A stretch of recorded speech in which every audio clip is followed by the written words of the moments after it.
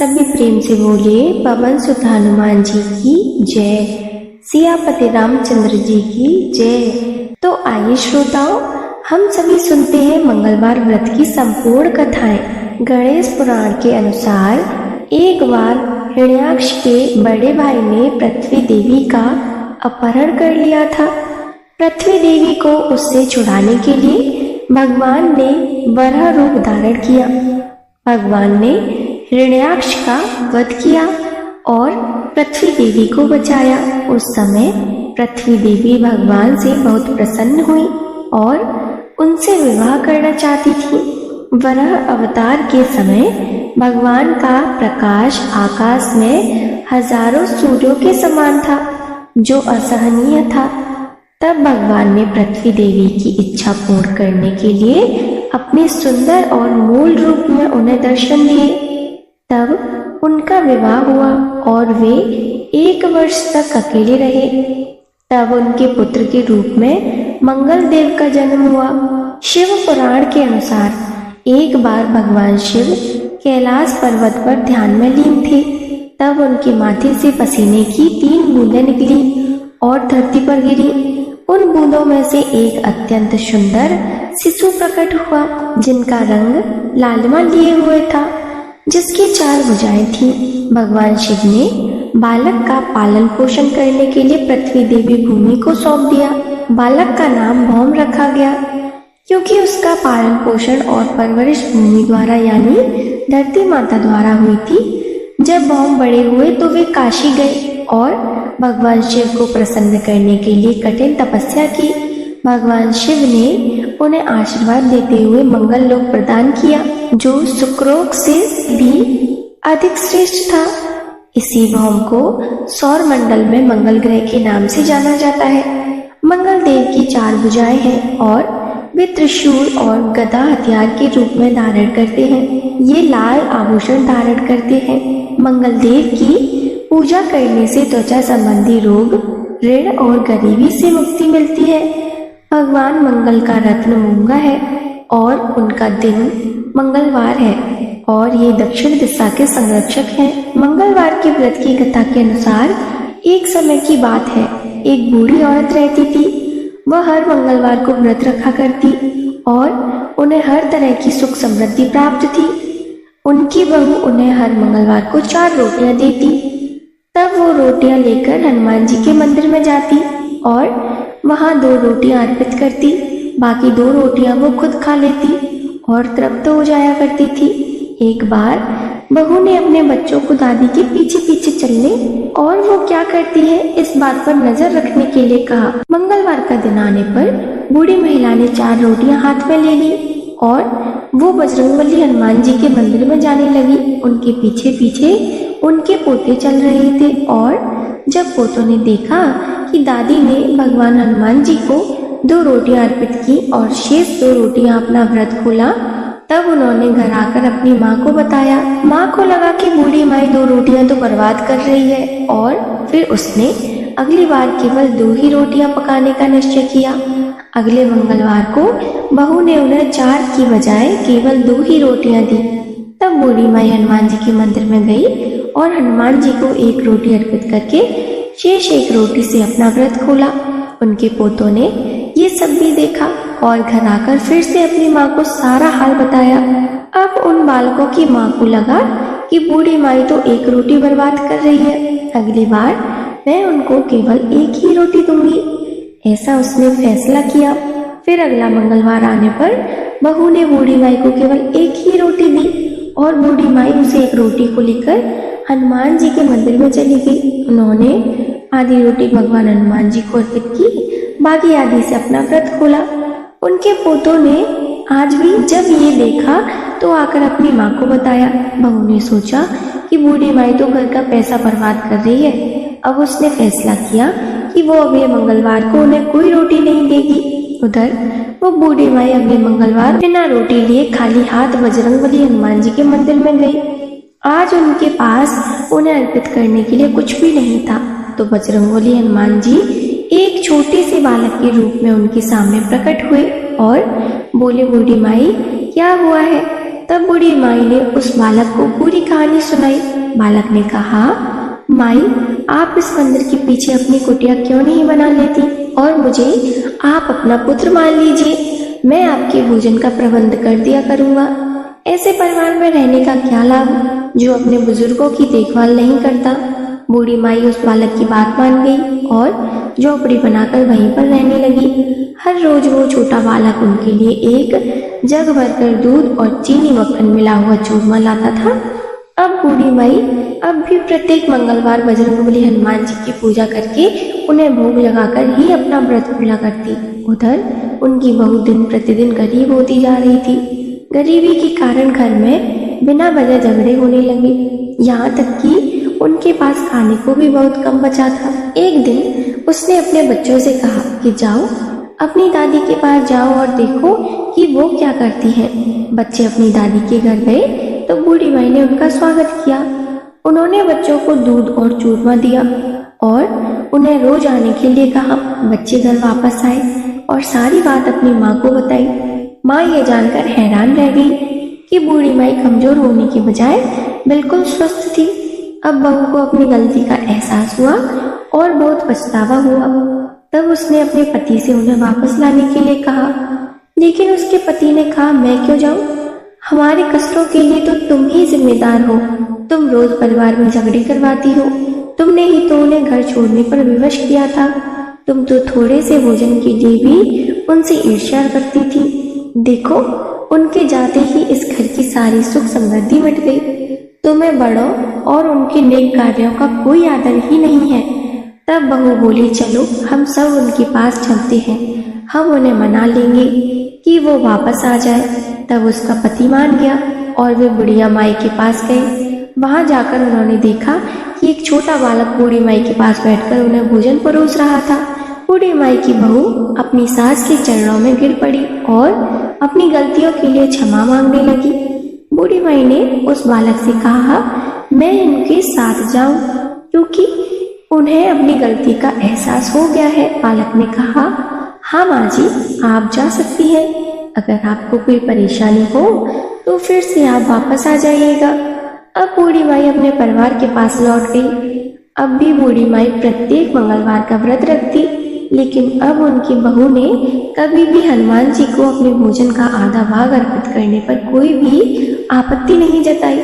उनके घर में फिर से सुख समृद्धि लौट आई और वे सभी सुख में जीवन बिताने लगे। एक बार एक ब्राह्मण दंपत्ति थे। उन्हें संतान सुख प्राप्त नहीं था, इस कारण वे बहुत दुखी रहा करते। ब्राह्मण पुत्र प्राप्ति की कामना में हनुमान जी की पूजा करने के लिए एक बार वन को चले गए। वहां भक्ति भाव से वे हनुमान जी की पूजा करने लगे। घर पर उनकी पत्नी भी पुत्र प्राप्ति के लिए प्रत्येक मंगलवार का व्रत करती थी। व्रत के अंत में भोजन बनाकर हनुमान जी को भोग लगाने के बाद ही खुद भोजन करती थी। एक बार किसी कारण से ब्राह्मणी भोजन बनाकर हनुमान जी को भोग नहीं लगा पाई, तो उन्होंने अपने मन में प्रण किया कि अब अगले मंगलवार को हनुमान जी को भोग लगाने के बाद ही वो भोजन करेंगी। इस तरह 6 दिन भूखे रहने के कारण मंगलवार के दिन वो मूर्छित हो गई। हनुमान जी उन ब्राह्मण की भक्ति, लगन और निष्ठा देखकर प्रसन्न हो गए। उन्होंने प्रकट होकर दर्शन दिए और कहा, मैं तुमसे बहुत प्रसन्न हूँ। तुम्हें एक सुंदर बालक देता हूँ जो तुम्हारी बहुत सेवा करेगा। तब हनुमान जी ने ब्राह्मणी को बाल रूप में दर्शन दिए और अंतर्ध्यान हो गई।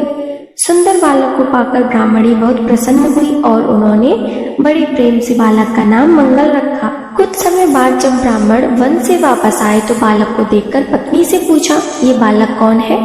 पत्नी बोली, मंगलवार के व्रत से प्रसन्न होकर हनुमान जी ने दर्शन देकर मुझे ये बालक दिया है। लेकिन ब्राह्मण देवता को पत्नी की बात पर विश्वास नहीं हुआ, तो उन्होंने सोचा कि उनकी पत्नी उनसे झूठ बोल रही है और अपना पाप छुपाना चाहती है। एक दिन ब्राह्मण कुएं पर पानी भरने जा रहे थे। ब्राह्मणी ने मंगल को भी साथ ले जाने को कहा।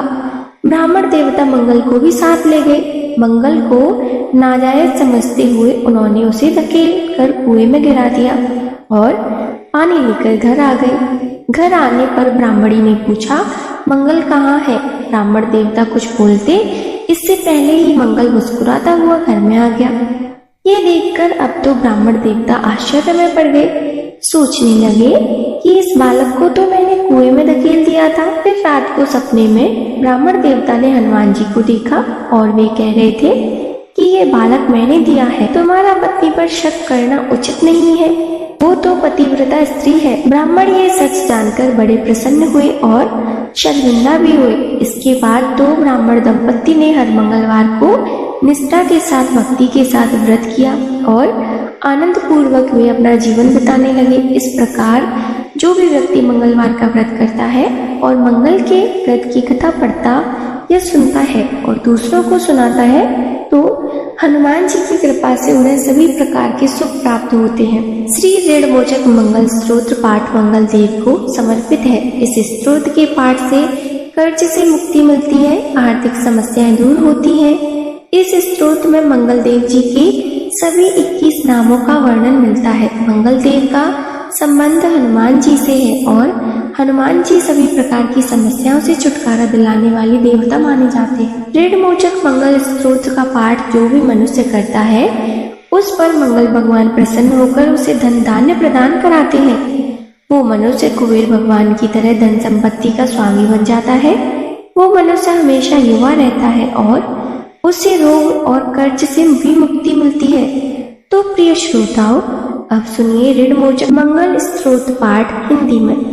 हे मंगल देव, शास्त्रों में आपके जो नाम बताए गए हैं उनमें पहला नाम मंगल, दूसरा भूमि पुत्र जिनका जन्म पृथ्वी से हुआ, तीसरा ऋणहर्ता यानी कर्ज से मुक्ति दिलाने वाला, चौथा धन प्रद यानी धन को देने वाले, पांचवा स्थिरासन यानी जो अपने आसन पर अड़िग रहते हैं, छठा महाकाय यानी जो बहुत बड़े शरीर वाले हैं, सातवां नाम सर्वकामावरोधक यानी कार्य में आने वाली सभी बाधाओं को दूर करने वाला है। हे मंगल देव, आपके नामों में आठवां नाम लोहित, नवा लोहितांग, 10वां साम का यानी कृपा करने वाले जिसका अर्थ सामक ब्राह्मणों के ऊपर अपनी कृपा दृष्टि को रखने वाला है, 11वां धर्मात्मज यानी पृथ्वी के गर्भ से उत्पन्न होने वाला, 12वां कुज, 13वां भौम, 14वां भूतद यानी ऐश्वर्य को देने वाला,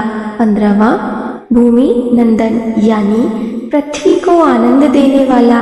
हे मंगल देव, आपके नामों में 16वां नाम अंगारक, 17वां यम, 18वां सर्वो पारक अर्थात समस्त तरह की कठिनाइयों को दूर करने वाला, 19वां वृष्टिकर्ता अर्थात वृष्टि करने वाले यानी वर्षा कराने वाले, 20वां नाम वृष्टिहर्ता अर्थात बारिश न होने के कारण अकाल लाने वाला और 21वां नाम सर्व काम फल प्रदा अर्थात संपूर्ण कामनाओं का फल देने वाला है। हे मंगल देव, जो मनुष्य आपके इन 21 नामों का वाचन सच्चे मन विश्वास से करता है उस मनुष्य के ऊपर कभी ऋण यानी कर्ज नहीं होता है और वो अथाह धन की प्राप्ति करता है। हे मंगल देव, आपकी उत्पत्ति पृथ्वी के गर्भ से हुई है। आपकी आभा आकाश में कड़कने वाली दामिनी अर्थात आकाश में चमकने वाली बिजली के समान है। सभी तरह की शक्ति को धारण करने वाले कुमार मंगल देव को मैं नतमस्तक होकर प्रणाम करती हूँ।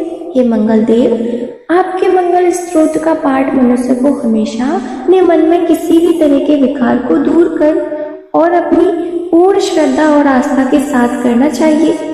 जो भी मनुष्य इस मंगल स्तोत्र का पाठ करता है और दूसरों को सुनाता है उसके सभी कष्ट दूर हो जाते हैं। ये अंगारक अर्थात अग्नि की ज्वाला से जलने वाले महाभाग अर्थात पूजनीय ऐश्वर्यशाली भक्तों के प्रति वात्सल्य यानी प्रेम रखने वाले, आपको हम नतमस्तक होकर प्रणाम करते हैं।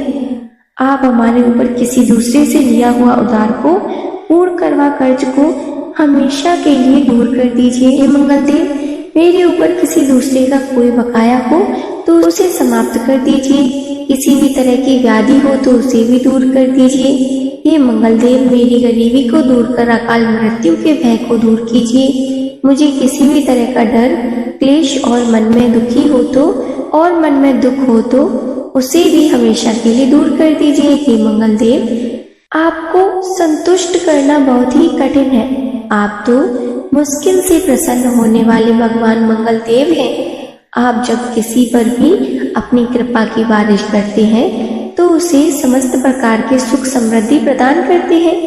जब आप किसी पर नाराज होते हैं तो उसकी सार्वभौम सत्ता को भी तहस नहस कर डालते हैं। हे महाराज, आप जब भी किसी से नाराज होते हैं तो अपनी अनुकंपा दृष्टि से उसे हीन कर देते हैं।